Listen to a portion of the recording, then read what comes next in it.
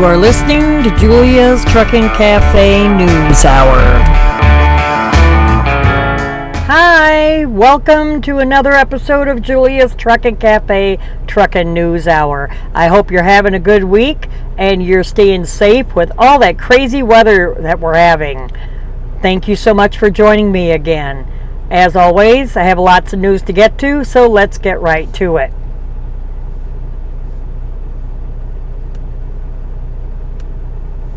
Seven semis were heavily damaged overnight in a truck yard fire. Authorities in Washington State are investigating after multiple semi-trucks were extensively damaged in an overnight fire. Now, this happened back in January in Pasco, Washington, about 10 o'clock at night. Firefighters reported to a call about vehicles on fire at a trucking company, and the company's name was Harms Pacific Transport. When they arrived, company workers were driving trucks away from the property to keep them from the flames, said the local paper. With no fire hydrants near the property, firefighters relied on tender trucks to battle the blaze. No injuries were reported, and a total of 7 trucks and 1 trailer sustained damage from the fire. The fire was contained before it spread to any building structures. Harms Pacific Transport specializes in hauling dry and liquid fertilizer. They operate a fleet of about 25 trucks and 50 trailers. Investigators are still working to determine the cause of the fire. Officials suspect that an electrical issue may be to blame.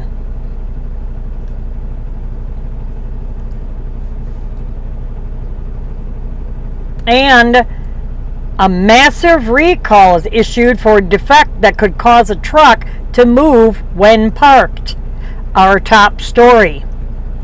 Navistar issued a recall for thousands of trucks due to a defect that could cause a parked truck to move, increasing the risk of a crash. Navistar recently announced back in January a recall for certain 2019 to 2020 International MV and HV, 2018 to 2020 Workstar, and 2018 to 2019 Durastar vehicles equipped with the feature codes of 12 VXT and 12 VXU. The number of trucks impacted by this recall are over 12,000. According to the National Highway Traffic Safety Association documents, the recalls have a defect that could cause the truck to move when parked. I'm quoting from the article. With the parking brake applied, and they have to have an automatic transmission in drive or D or R reverse position when the stationary PTO switch is engaged by the operator, the engine RPM will ramp up and may overcome the parking brake's ability to hold the vehicle, end quote. This movement could increase the risk of a crash. Well, of course, the recall is set to begin this last month in January. Navistar will notify truck owners and dealers and will correct the defect free of charge by updating the Engine Control Module, or ECM, to enable the PTO neutral interlock. So in other words, there's a setting in the Engine Control Module, or the little black brain box, what us drivers know is a computer in the truck, that all they have to do is check the box for that setting, and they could go ahead and turn that on. And then if you happen to forget to put it in neutral or leave it in drive or reverse, with the parking brakes set, it won't go anywhere. Now, sometimes I do that. I'm driving a Kenworth with an automatic, and sometimes I'll forget, and I'll look at it and go, oh crap, I forgot to put it in neutral instead of drive. So it does happen to a lot of us. And in other news, and I'm sorry I'm looking down, I'm using a tablet, so I'm trying to get the articles up with a tablet, because, gang, I'm just not going to be able to remember, 19, 20 stories that I talk about in every video. So if I'm looking around and down and this kind of thing, I apologize about that. But anyway, their next story is a top-paying carrier says truckers should be paid for driving having driver-facing cameras, and that makes them optional. So in other words, long story short, this carrier, GP Transco, starting in January, I misquoted, starting in February this month, they are flipping the script on driver-facing cameras with an unusual new policy designed to empower drivers with the choice. So if you elect to drive one of their trucks that has a rear-facing camera, what we like to call, that faces the driver, and also they have one that's facing out the windshield, they will pay you extra for driving one of those trucks.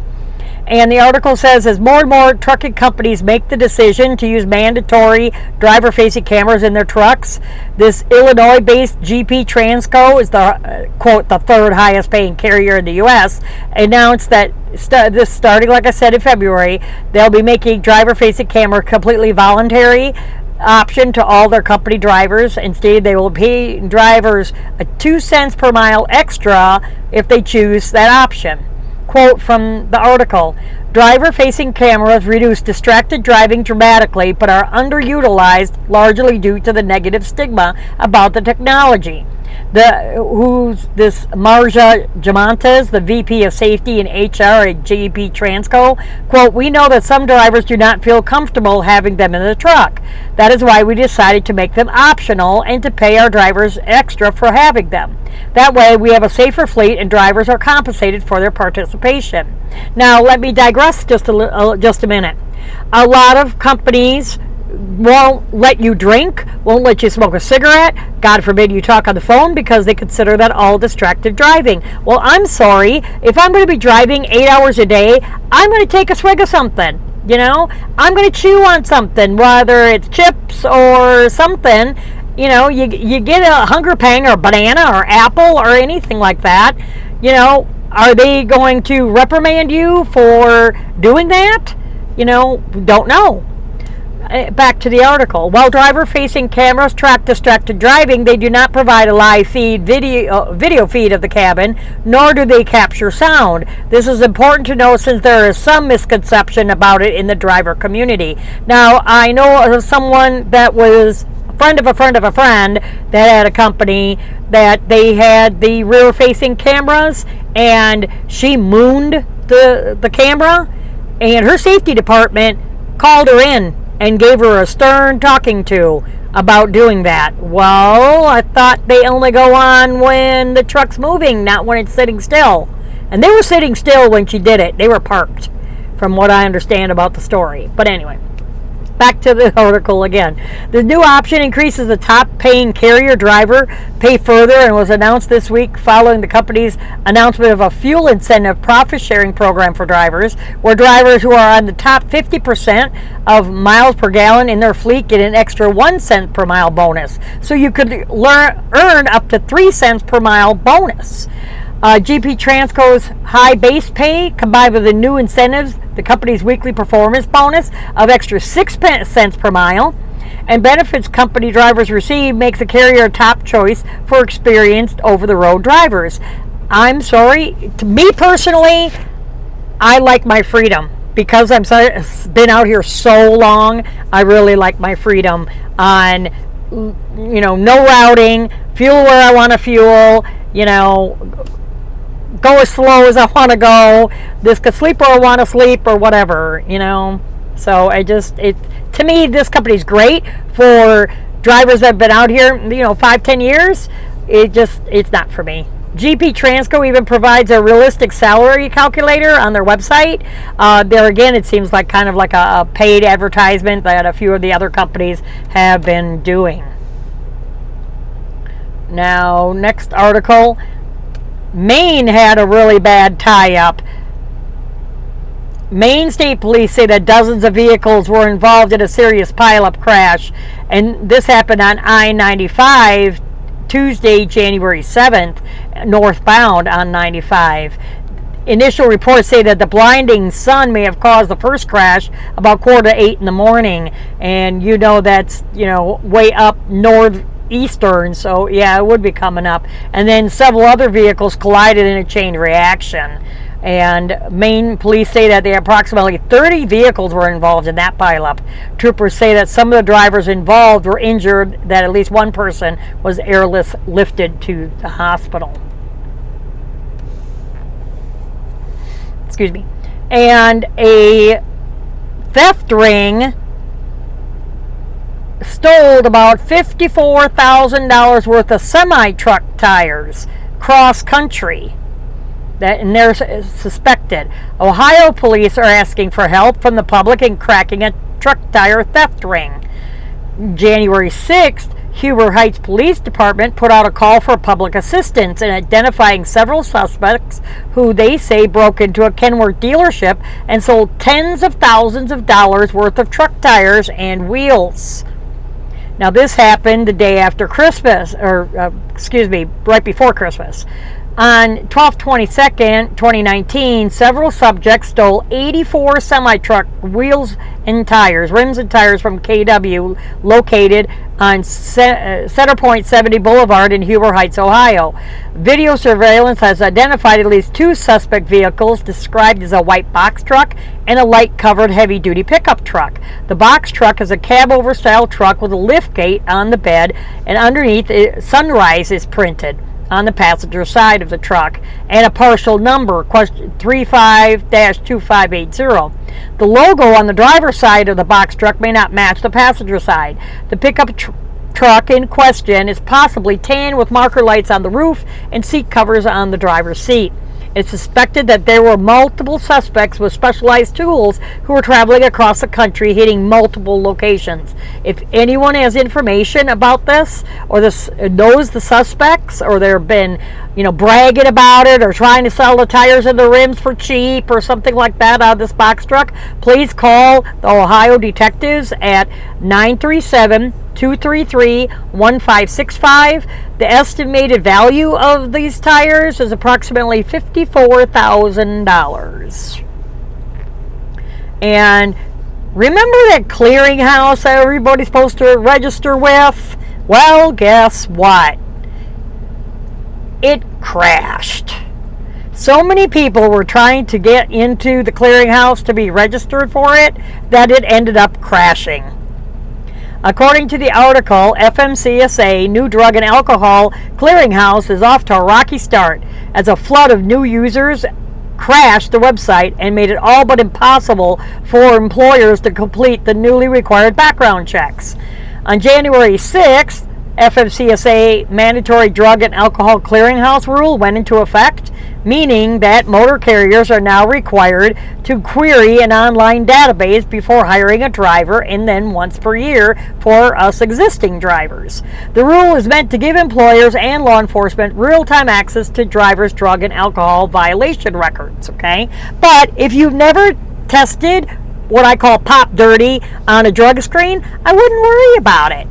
You do have to sign a waiver, though. It's like HIPAA, okay? You know how when you go to a doctor's office and nobody can get your medical records, not even you a lot of the times, and you have to sign a waiver to have the hospital release your medical records? This is kind of the same thing, only you have to give them permission to release your drug and alcohol test results.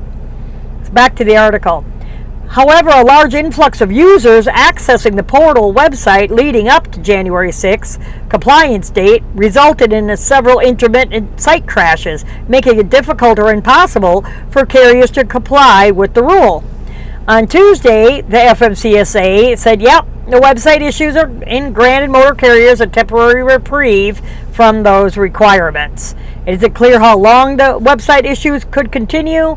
They attempted to encourage early registration with the website voluntarily. It started back last year, October 1st. And when you go to the show notes on our website, you can click at the bottom of the link to find out more information about it. And in Wyoming, lawmakers plot to add tolls on Interstate 80. What next, right? Lawmakers in Wyoming have proposed a bill that would add tolls to Interstate 80. The bill, referred to as SF6, was introduced in Wyoming legislature December of 2019 and is slated for consideration during 2020 legislative session starting this month in February. The bill would finance maintenance and repairs on Interstate 80 by establishing a tolling program. From the bill states as follows: to finance, construct, operate, maintain Interstate 80 and accommodate the needs of the traveling public through safe, efficient, convenient, and modern vehicular traffic, it is necessary in the public interest to provide for the financing, construction, operation, regulation, and maintenance of Interstate 80 under a tolled configuration. The toll configuration would allow Interstate 80 to be maintained and to be operated in a way that will reduce traffic congestion, delays, hazards, injuries, and fatalities. To carry out these purposes, it is necessary to authorize Wyoming Transportation Commission with legislative oversight to create and supervise a tolling program within the Department of Transportation, and to impose tolls and exercise those powers regarding Interstate 80 that are necessary, equitable, and appropriate. Can we say we could go around Wyoming? We don't have to go through Wyoming. We could go up and around. We could go down around the south side. So if you want us truckers to be paying for your tolls, we pay enough in fuel tax, highway tax, heavy road use tax. I mean, we're taxed to death. I'm sorry.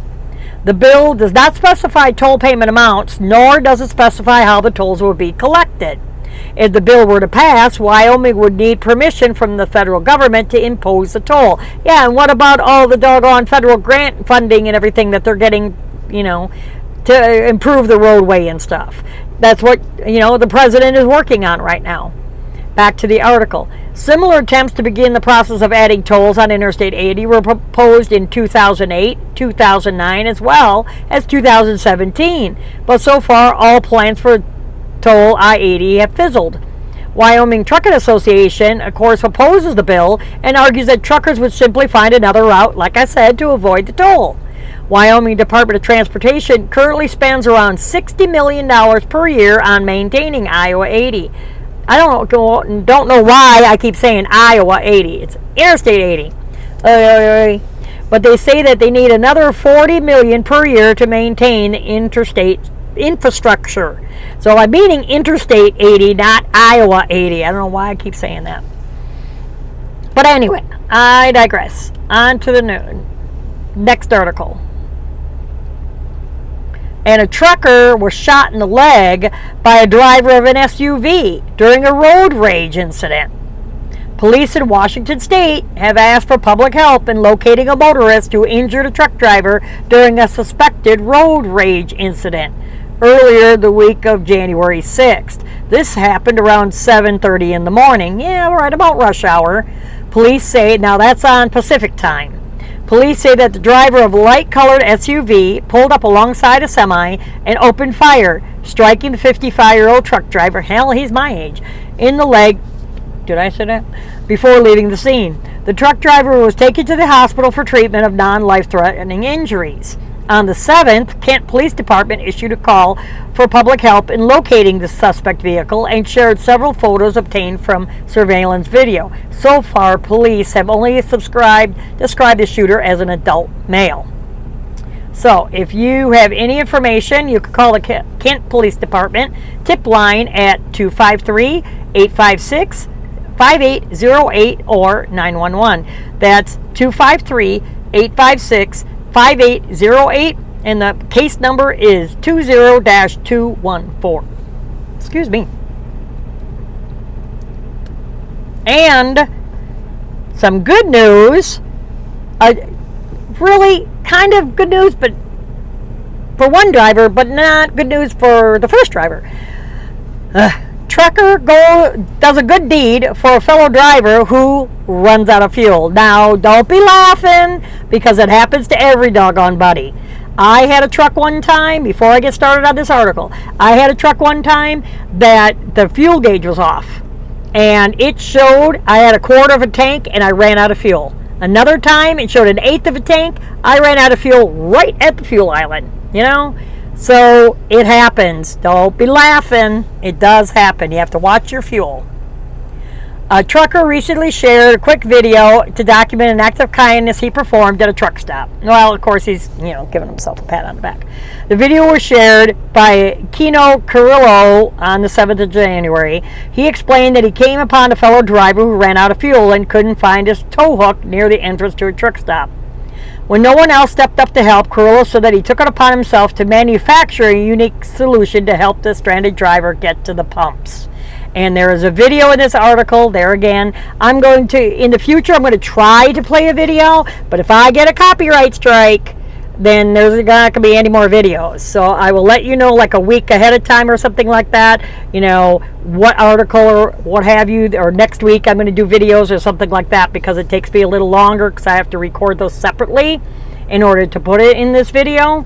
So that takes me even longer. So I have to work on that. But I just am real leery about doing it to get a copyright strike. I hope y'all understand.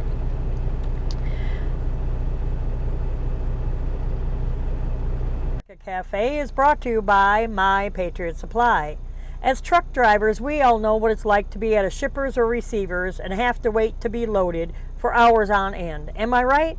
Especially produce coolers and paper mills. That's why you need to be prepared with extra food in your truck, especially with the bad weather coming in, like it is over here in Kansas, up in the Dakotas and Minnesota. 90 was shut down, Interstate 94 was shut down, along with 29. What are you going to do if there's no food and a truck stop was without power? That's why you need to stay prepared with My Patriot Supply. Now it's not what you're thinking.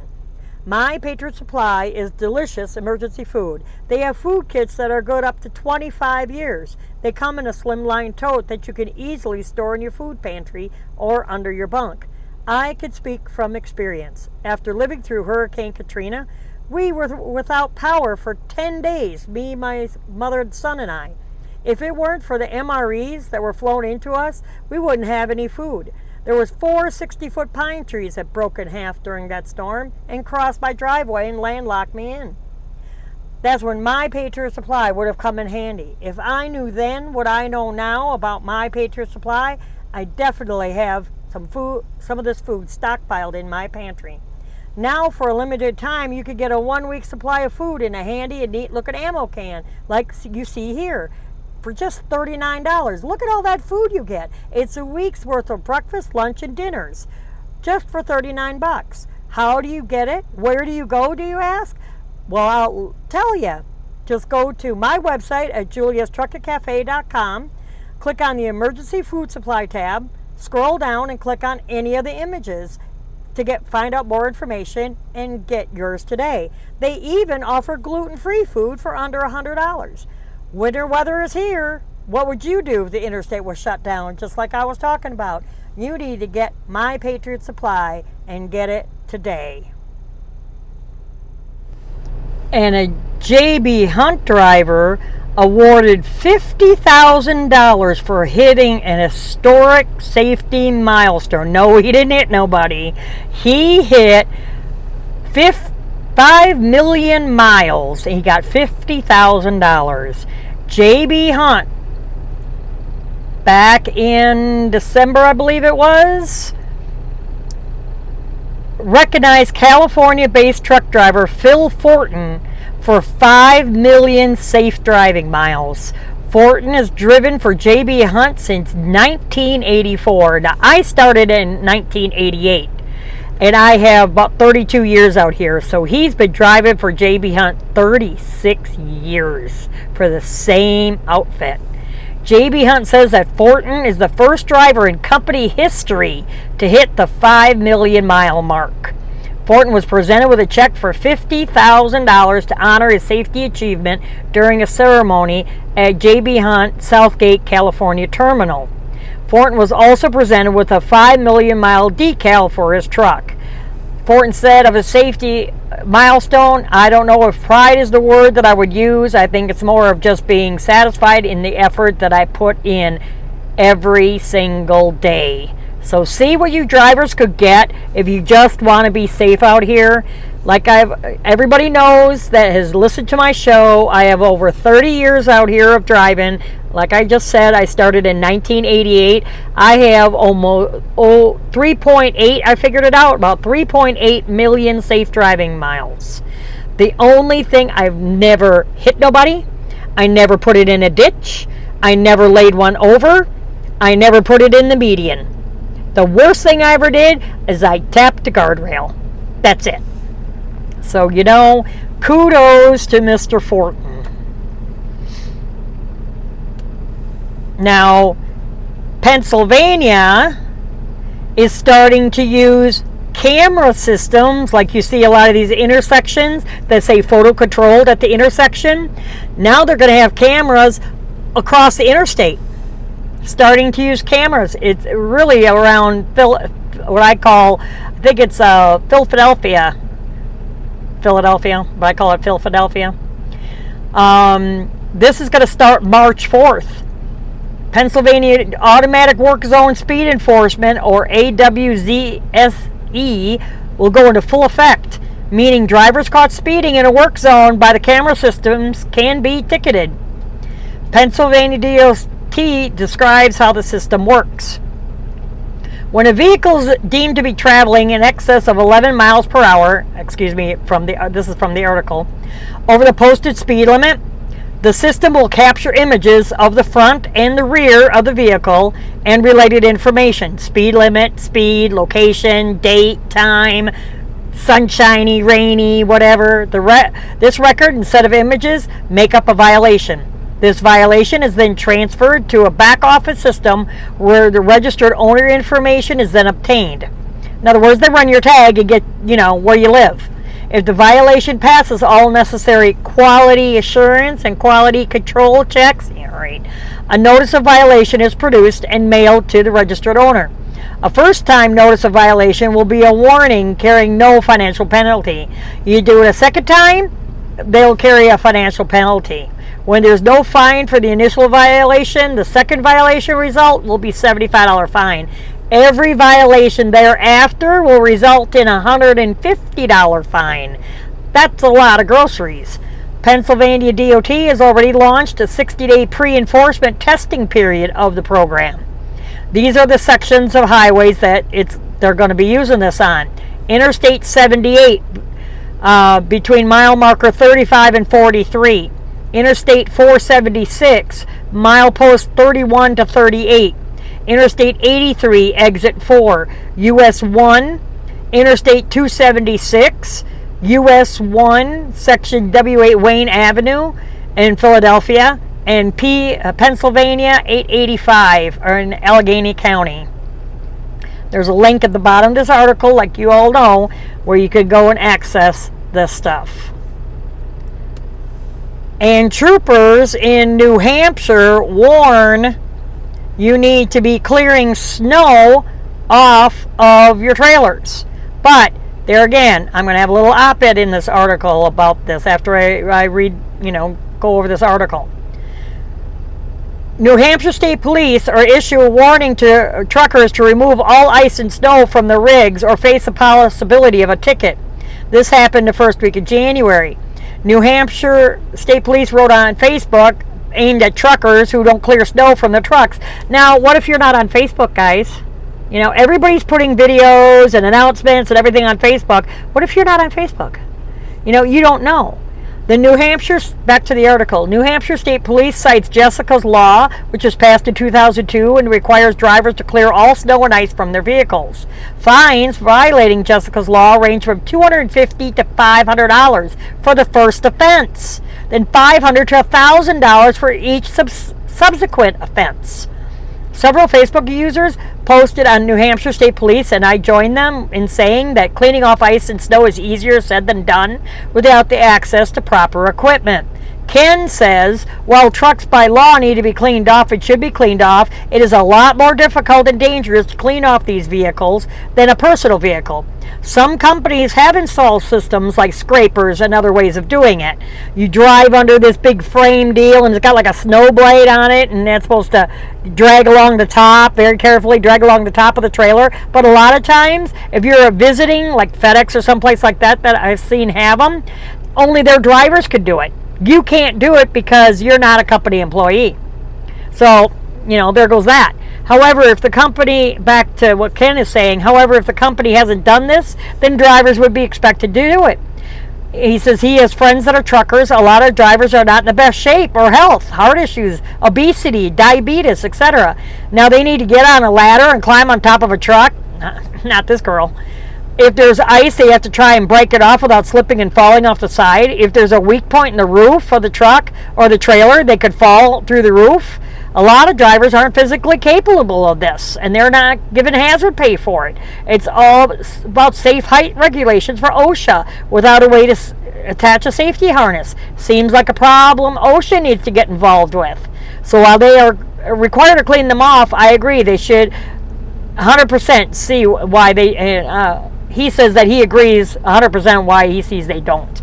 Brian says, I'd love to see how to properly clean the snow and ice from a trailer roof. They're 13 feet, 6 inches high, 53 feet long. That's 720 square feet of roof. Most people don't even clean their back windows off. And I'm scared of heights. I'm not going up there. Shoot, no. Warren states on his post, for those of you saying buying a ladder and a roof rake, where would an over-the-road driver keep a 13-foot ladder? Yeah, really. Not to mention a roof rake. I'm 100% agreement we need to clean our trucks. I'm lucky enough to work at a facility where we can safely access the top of our trucks, but saying it's simple just to buy a roof rake and a ladder, that's not going to solve it. The rake, you could clean the edges of the trailer for sure. Never going to reach up to the middle of the trailer. It just doesn't happen. They aren't designed to work like that. Secondly, find a company that wants their driver to climb up an icy ladder and an icy roof. It simply isn't a simple answer to a difficult problem. And I can understand that cars are getting damaged and everything, with the snow blowing off, because I see it going down the interstate all the time. You got this much snow on the top of a trailer, and all of a sudden big chunks are flying off and stuff. God forbid anybody gets hurt, I wouldn't want that to happen. But it just, there's no, like he said, like Warren said, there's no easy solution for this, none whatsoever.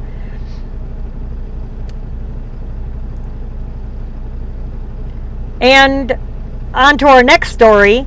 A devastating late-night fire rips through a New York trucking company. Fire was spotted and reported by a passing motorist just before 11 p.m. on January 9th. New York authorities are working to determine the cause of a fire that caused major damage at a trucking company around quarter to 11 at Goulet Trucking Facilities on State Road 20 in Shodak, New York.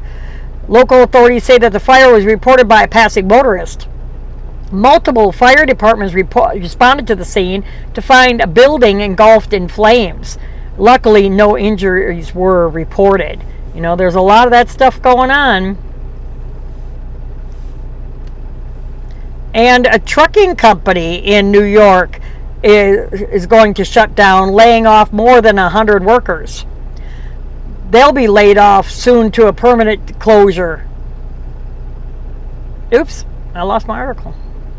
Well, shoot. Trucking company New York Express Logistics will close down for good March 31st. A total of 107 workers will be laid off. New York Express Logistics cites the loss of a contract with the delivery company DHL. Is DHL still in business? I didn't even think they were still in business. New York Express Logistics is a subsidiary of New Hampshire-based Northeast Freightways. New York Express Logistics closure is one of the first trucking company shutdown of 2020. Last year, hundreds of trucking companies, as we all know, closed permanently, and then they rattle off in the article all the different trucking companies that we know, so I'm not going to go through all that again. And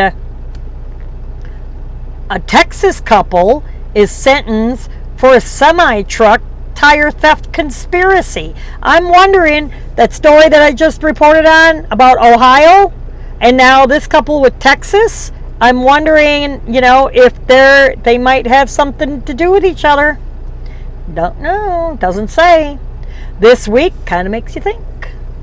This week, a Texas husband and wife team were sentenced to federal prison in order to pay millions in restitution for their role in orchestrating a major commercial vehicle tire theft ring. January 8th, San Antonio residents Joel Vargas, 34, and Angelica Vargas, 39, were both sentenced to federal prison by a judge in the Eastern District of Texas. Joel Vargas, who was convicted in 2019 on 2 counts of interstate transportation of stolen property, conspiracy to transport stolen property in interstate commerce, and tampering with a witness, was sentenced to 235 months in federal prison in order to pay restitution in the amount of, get this, $1,278,580.27. Angelica Vargas, who was also convicted of conspiracy to transport stolen property in interstate commerce in 2019, was sentenced to 60 months in federal prison in order to pay restitution in the amount of $1,071,344.38. Here's how they describe the truck tire theft scheme. According to the information presented in court back December 17, 2017. All right, so that has nothing to do with Ohio. So I guess I just answered my own question. Over $38,000 in automotive tires were stolen, so they weren't truck tires, during a burglary of Goodyear Commercial Tire and Service Center in Beaumont. The investigation of the burglary led Joel and Angelica Vargas, who were part of a multi-participant conspiracy. This conspiracy targeted commercial tire businesses, resulting in the theft, trafficking, and sale of commercial tires, specifically 18-wheeler truck tires. Over a 15-year period, the conspiracy targeted over 100 tire stores or concrete gravel yards where they would force entry onto the premises, disable surveillance equipment, steal the tires, then remove the tires in rental moving van type vehicles. Over 50 rental moving vehicles were stolen to facilitate all this. Joel Vargas was also found guilty of threatening a trial witness. In all, 7 individuals were convicted as a part of this investigation. I'm wondering, like I said, you read this article, then you kind of wonder back again, does that Ohio deal have anything to do with this? This was a major theft ring that cost businesses a very large amount of money, said U.S. Attorney Joseph D. Brown. They operated all over the state of Texas. And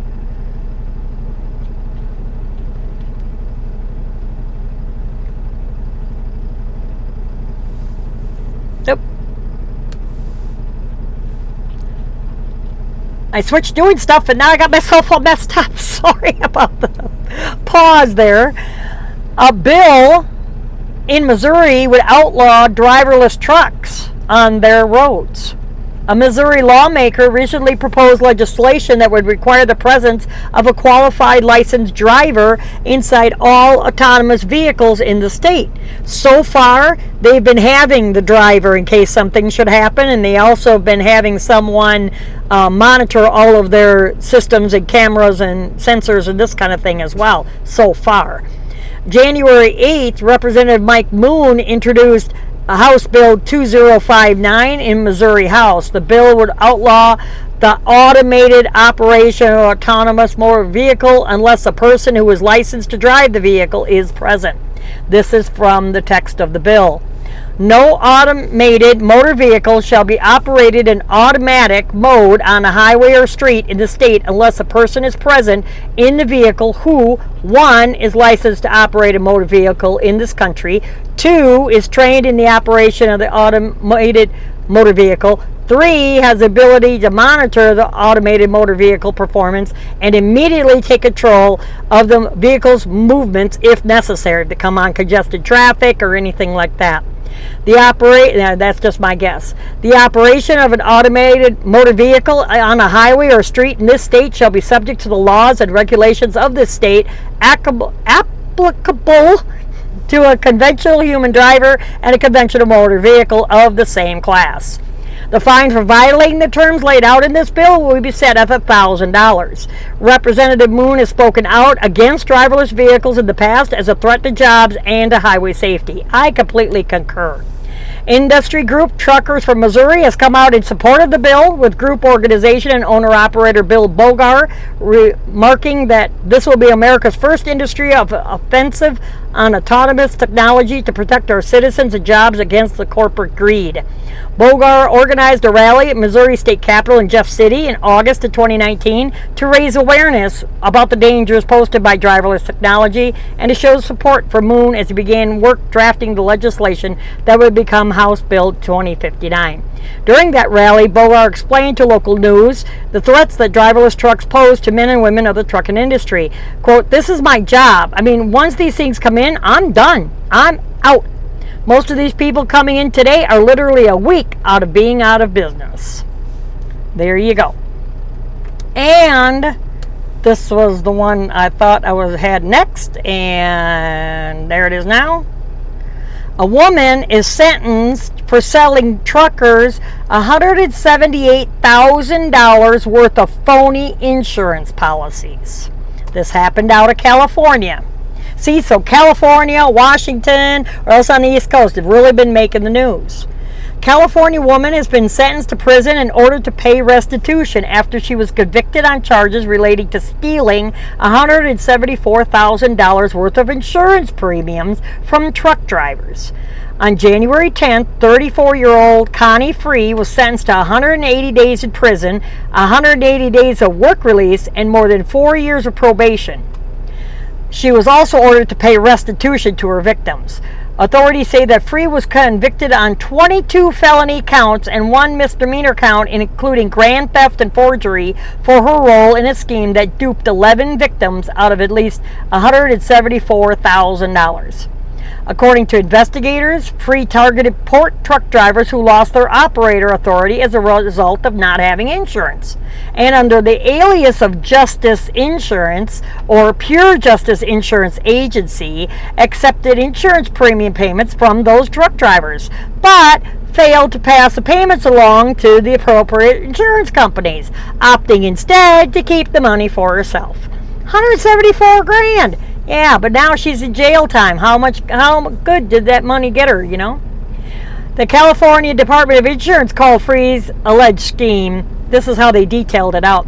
The investigation found Free would establish contact with her victims by soliciting them through the phone, email, or postcard, offering competitive quotes with attractive rates on commercial vehicle insurance. Free would then gather the victim's vehicle information, provide a quote for the desired coverage, and if accepted, have the victim make a cash payment directly into her bank account so she could pay the carrier to immediately establish a policy for them. Yeah, okay. Some victims received fraudulent certificates of insurance. Boy, she really went all out, didn't she? And the insurance identification cards would made them believe Free actually placed their insurance coverage. Free's victims were primarily truck drivers and small businesses in the trucking or charter bus industry.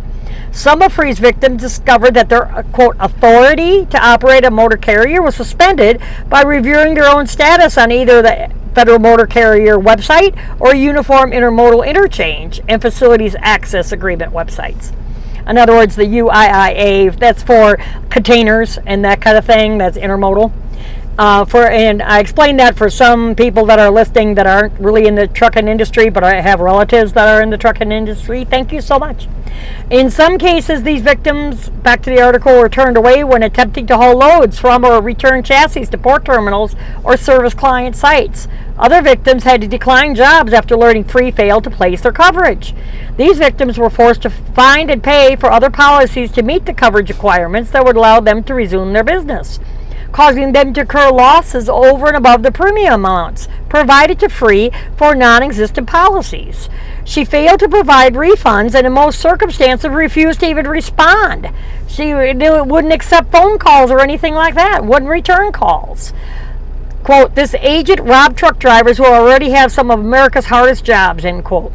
This unlicensed agent not only stole from her clients, she put them at risk of losing their livelihood thanks to the hard work of the Department of Insurance investigators and the Riverside County DA's office. She will now have to pay restitution to those she harmed. California Department of Insurance has ordered permanent revocation of Free's license. She shouldn't have had it to begin with. Good Lord. So if you like my show, please subscribe down below. Hit the subscribe button. It's free. And if you do subscribe, You'll also be always alerted to when I'm dropping a new video or uploading a new video. I hope you like it. Thank you so much for helping me stumble through all of these doggone videos and stuff each and every week. I'm trying my best. Thank you for your patience. That it's been a little while since I did a current video. I've just been super duper busy running my tail off with everything and running loads back and forth to Virginia and all these great places. I want to thank all of my listeners. If you really enjoy the show and you would like to sponsor it, you can go to my website at juliastrucketcafe.com, scroll all the way down to the bottom, and click on Patreon. It's either $3, $5, or $10 monthly donation. You get free gifts if you become a sponsor, or you could do a one-time sponsorship. I'll stumble through this eventually, I swear. But I greatly appreciate all of you who tune in each and every week to listen to me and watch me here stumble and muddle through all this every single week. I also have links on the bottom of every podcast to other places that you could find me on the podcast, like iHeartRadio, YouTube, here on YouTube, and many more.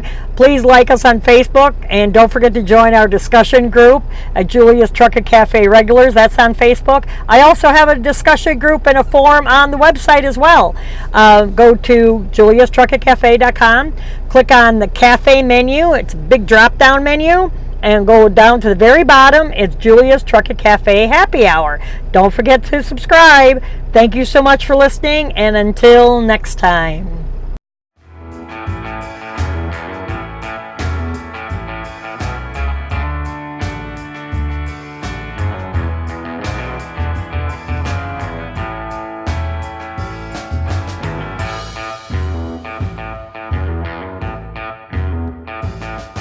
You have been listening to Julia's Trucker Cafe Truckin' News Hour. Check us out on Facebook and Twitter. Take care. Have a blessed day.